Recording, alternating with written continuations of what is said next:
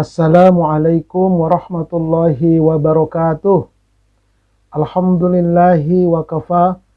Wassalatu wassalamu ala rasulihil mustafa wa ala alihi wa ashabihi wa man ihtada, amma ba'd. Puji syukur alhamdulillah, mari sama-sama senantiasa kita haturkan kehadiran Allah Subhanahu wa taala. Salawat dan salam semoga Allah sampaikan keharibaan Nabi kita Muhammad sallallahu alaihi wasallam. Bertemu kembali dengan kami Majelis Studi Dakwah Terapan yang mengulas dan mengkaji materi-materi dakwah untuk dapat diterapkan dalam ibadah dan kehidupan sehari-hari. Silakan berkunjung ke channel saya, Ustadz Arifin Purba Official. Bagi yang belum subscribe, like and share ditunggu ya, dan itu insya Allah gratis. Baik sahabat-sahabat Majelis Studi Dakwah Terapan yang dirahmati oleh Allah Subhanahu wa taala. Nah, kita bertemu lagi sekarang di tahun 2023 ini atau 1444 Hijriah ini terjadi lagi perbedaan penetapan puasa Arafah dan lebaran haji. Ada kontroversi ya. Mengikuti puasa Arafah itu apakah puasa Arafah atau puasa tanggal 9 Zulhijjah. Nah, jadi puasanya itu yang dipuasakan Arafahnya atau tanggal 9 Zulhijjahnya. Nah, ini kontroversi dia. Kemudian ada yang kontroversi lagi, puasanya itu apakah mengikuti Arab Saudi atau mengikuti pemerintah.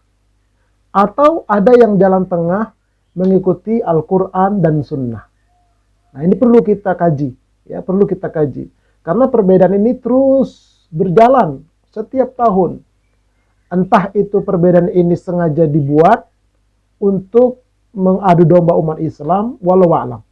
Tapi yang jelas kita sebagai sebagai seorang muslim, kita harus lebih dewasa. Bil khusus para dai, para tokoh masyarakat, para ustadz harus lebih bijaksana. Jangan menjas, jangan menghukumi, jangan saling menyalahkan. Nah, kita berikan kepada umat pencerahan, penjelasan-penjelasan yang bisa memberikan pemahaman kepada umat. Nanti umat akan memilih. Nah, ini sebagai tambahan saja dari yang sudah banyak diberikan atau disampaikan oleh para tokoh, para penceramah. Ini sedikit saja saya berikan tambahan. Adanya perbedaan itu merupakan sunnatullah. Para ulama dan umat terdahulu juga mengalami perbedaan itu. Itu memang sudah sunnatullah. Tidak mungkin kita bersatu semua, tidak mungkin. Pasti ada perbedaan. Nah, namun bedanya mereka tetap kompak saling menghargai atas perbedaan tersebut. Karena mereka menyadari bahwa kita semua adalah bersaudara. Nah, ini yang perlu kita camkan. Berbeda boleh, tapi tetap kita bersaudara. Kenapa? Kita satu akidah, kita satu agama. Itu yang perlu kita catat. Sebagaimana Allah berfirman, A'udzubillahi minasyaitonirrajim. Innamal mu'minuna ikhwah fa'aslihu baina akhawaykum wattaqullaha la'allakum turhamun. Sesungguhnya orang-orang mukmin adalah bersaudara. Karena itu damaikanlah antara kedua saudaramu dan bertakwalah kepada Allah supaya kamu mendapat rahmat. Kalau kita mau mendapat rahmat, bertakwalah kepada Allah. Salah satu kriteria orang bertakwa adalah bersaudara sesama orang mukmin. Walaupun ada perbedaan, tetap kita bersaudara. Ini yang harus kita camkan. Ini yang harus kita hidupkan. Ini yang harus kita tumbuhkan di dalam tubuh umat Islam ini agar kita kuat ke depannya. Oke, jika terjadi perbedaan pendapat, nah ini lebih dalam lagi, maka kembalikanlah perbedaan pendapat itu kepada Al-Quran dan Sunnah. Allah berfirman, فَإِن تَنَزَعْتُمْ فِي شَيْءٍ فَرُدُّهُ إِلَى اللَّهِ وَالرَّسُولِ إِن كُنتُمْ تُؤْمِنُونَ بِاللَّهِ وَالْيَوْمِ الْآخِرِ ذَلِكَ خَيْرُ وَأَحْسَنُ تَأْوِيلًا. Maka jika kamu berlainan pendapat tentang sesuatu, maka kembalikanlah ia kepada Allah atau Al-Quran dan kepada Rasul atau sunnahnya. jika kamu benar-benar beriman kepada Allah dan hari kemudian. Yang demikian itu lebih utama bagimu dan lebih baik akibatnya. Jadi kalau mau mengambil akibat yang baik, akhir yang baik, nah, mari kita kembalikan kepada Allah dan Rasul, kepada Quran dan Sunnah kalau ada perbedaan. Sebagaimana perbedaan tentang puasa Arafah ini.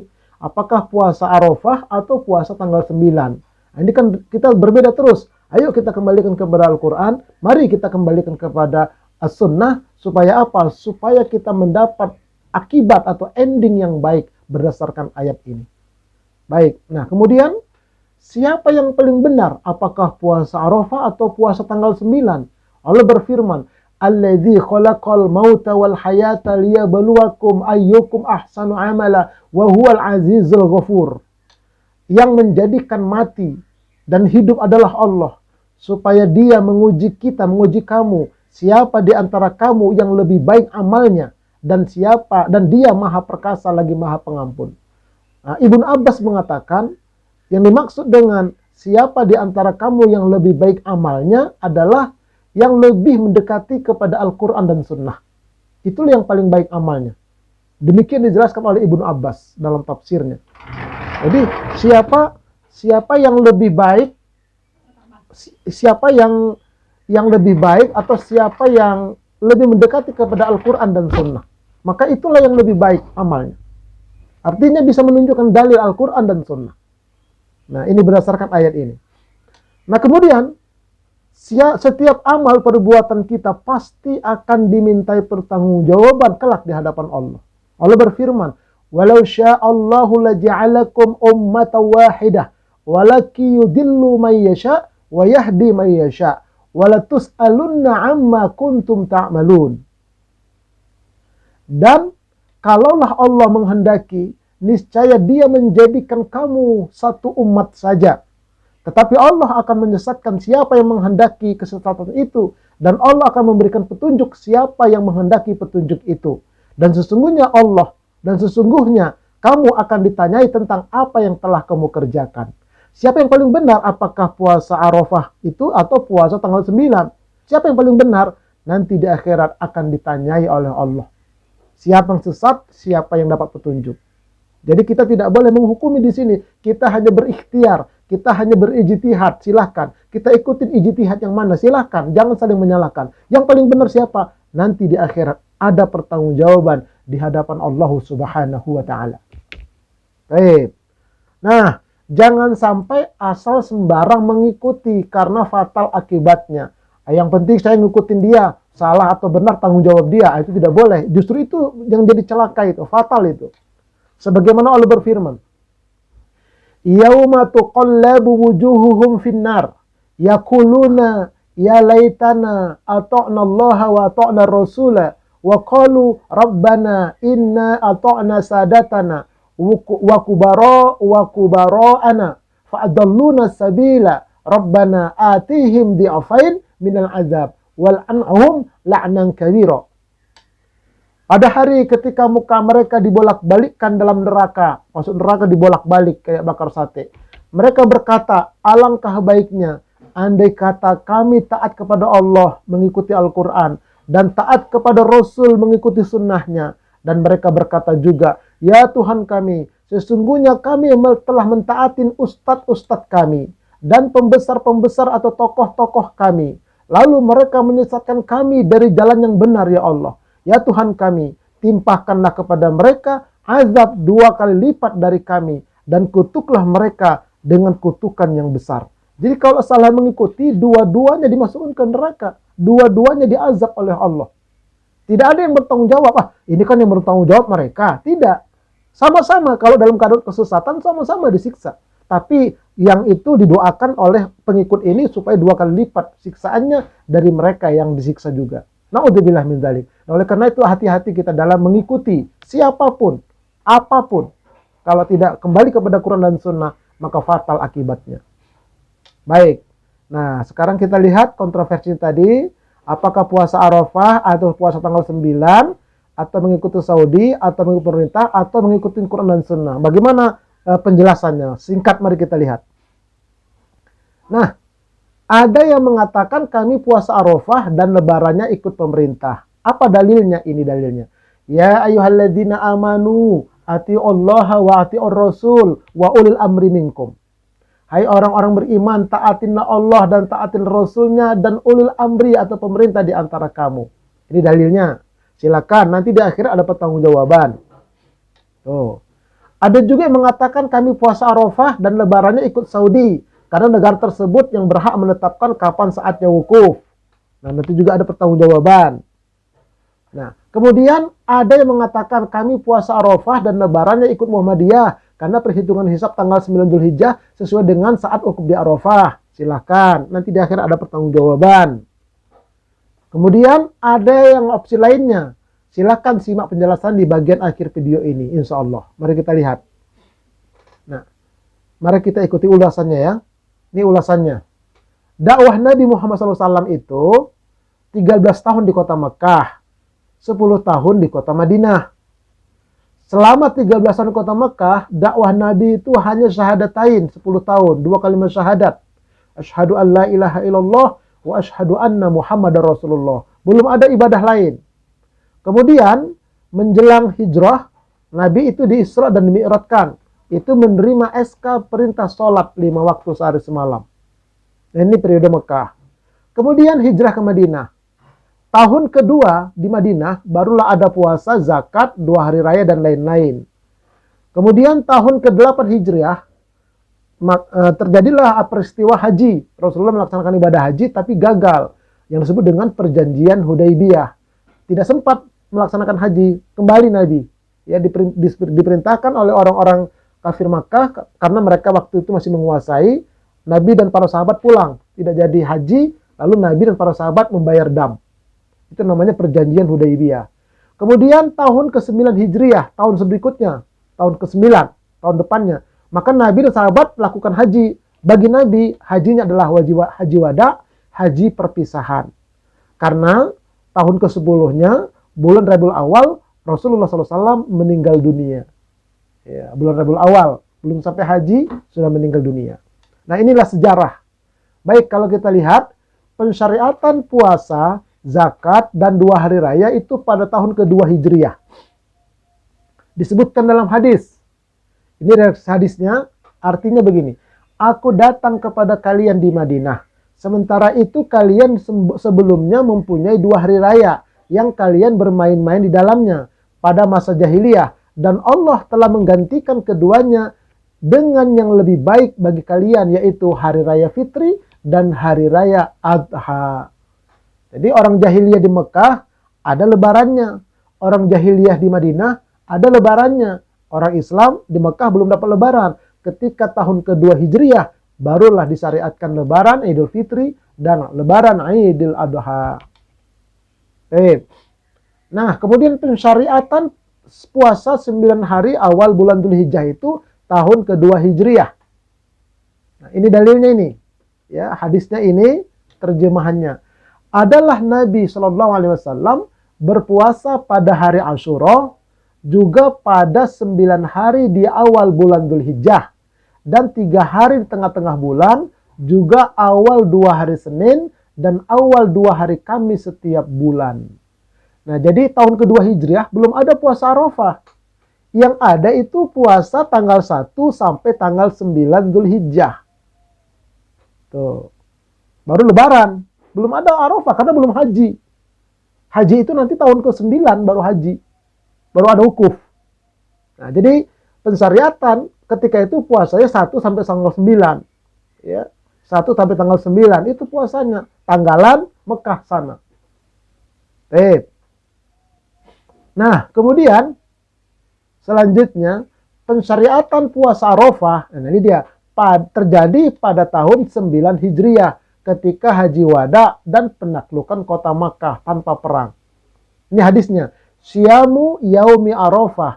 Inni ahtasibu 'ala Allah ayukaffiru sanata allati qablahu wallati ba'dahu. Puasa hari Arafah. Ya. Puasa hari Arafah itu aku berharap Allah akan menghapuskan dosa-dosa yang telah lalu dan dosa-dosa yang akan datang. Dosa-dosa yang sebelumnya dan dosa-dosa yang sesudahnya. Itu puasa Arafah. Bagi yang tidak menunaikan haji. Jadi puasa Arafah ini adalah puasa ketika jamaah haji wukuf di Arafah, di padang Arafah, pada hari Arafah itu. Nah, jadi mereka sedang wukuf, kita yang tidak haji, kita puasa Arafah. Dan pahalanya setara dengan orang-orang melaksanakan ibadah haji. Luar biasa. Nah, untuk tahun ini itu besok hari Selasa, puasa Arafahnya. Kenapa? Karena kaum muslimin sedang wukuf di Arafah pada besok hari Selasa. Ya, besok hari Selasa, kaum muslimin sedang wukuf di Arafah. Tanggal 27 Juni 2023. Atau tanggal 9 Zulhijjah kalender Arab Saudi. Jadi itu, jadi puasa Arafah itu disyariatkan pada tahun 9 Hijriah. Ketika itu Nabi sedang melaksanakan ibadah haji wada. Jadi Nabi itu ibadah haji 2 kali. Yang pertama tahun ke-8 tapi gagal, terjadi perjanjian Hudaibiyah. Nah, yang kedua tahun ke-9 inilah dia haji wada. Baik. Nah, selanjutnya imam 4 mazhab, ya, Imam Maliki, Imam Hanafi, Imam Syafi'i, Imam Hambali, mereka sepakat bahwa penetapan Idul Adha adalah setelah jamaah haji melakukan wukuf di padang Arafah. Nah, itu penetapan seperti itu, sepakat para alim ulama. Wukuf di Arafah, maka besoknya lebaran haji. Itu sepakat imam yang 4.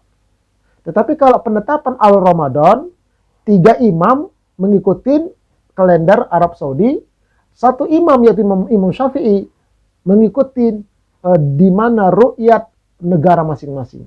Itu menurut Imam Syafi'i. Baik. Nah, jika tidak ada wukuf di Arafah, ini masalahnya. Pernah terjadi sejak zaman Nabi sampai sekarang ini, 40 kali tidak ada kegiatan ibadah haji. Tidak ada wukuf artinya. Nah, jika tidak ada wukuf di Arafah karena situasi perang dan sebagainya, maka puasanya adalah puasa tanggal 9 Zulhijjah. Lebarannya 10 menurut kalender Mekah. Tuh. Jadi puasanya 9 Zulhijjah atau puasa dari tanggal 1 sampai tanggal 9 Zulhijjah. Karena tidak ada orang yang wukuf di sana. Jadi seperti itu patokannya. Oke. Nah, kemudian jika terjadi lebarannya dualisme, maka puasa Arafahnya sesuai dengan jamaah haji wukuf di sana. Untuk tahun ini hari Selasa, mereka wukuf, kita puasa. Lebarannya kapan? Nah, adapun lebarannya boleh Rabu langsung lebaran atau Kamis. Karena termasuk masih lebaran dia hari tasyrik. Karena kalau hari Rabu itu puasa, mereka sudah tidak wukuf lagi. Mereka sudah tidak wukuf lagi. Karena masih ada orang wukuf. Kecuali kalau tidak ada orang wukuf, mungkin kita puasa tanggal 9. 1 sampai tanggal 9. Tapi masih ada orang wukuf. Nah, itu termasuk hari yang diragukan. Berhati-hati. Jangan berpuasa pada saat lebaran, di mana itu dilarang oleh Nabi. An Abi Sa'id radhiyallahu anhu qala, nahan Nabi sallallahu alaihi wasallam an shaumi yaumil fitri wan nahri. Dari Abu Sa'id berkata, Nabi sallallahu alaihi wasallam bersabda, Nabi melarang berpuasa pada hari raya Idul Fitri dan hari raya Idul Adha. Hukumnya haram. Kenapa? Dilarang oleh Nabi. Nah, jadi oleh karena itu, kalau di Indonesia kita ini, hari Rabu itu hari yang diragukan. Dan diperintahkan oleh Nabi untuk kita meninggalkan puasa pada hari yang diragukan. Tapi bagi orang yang meyakininya, silakan. Nanti di akhirat ada pertanggungjawaban. Seperti itu. Wallahu a'lam bishawab. Mudah-mudahan ada bermanfaatnya. Kurang lebihnya mohon dimaafkan. Mari sama-sama kita tutup dengan membacakan doa kafaratul majelis. Subhanakallahumma wa bihamdika asyhadu an la ilaha illa anta astaghfiruka wa atubu ilaik. Assalamualaikum warahmatullahi wabarakatuh.